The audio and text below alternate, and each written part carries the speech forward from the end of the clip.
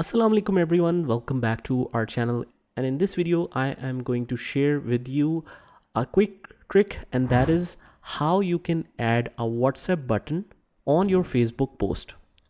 So let's create a Facebook post on our page.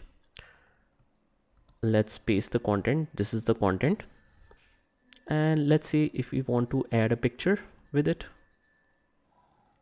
This is our picture.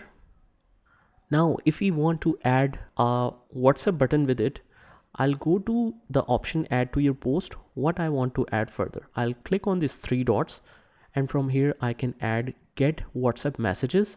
You can add different options here, get messages, get calls, etc. So right now I will add get WhatsApp messages. And if you want to boost this, no, I don't want to boost this right now. And let's click on post. Not now. And now you can see that my post is created and posted on Facebook page, and also there is a button to contact on WhatsApp. So that's it.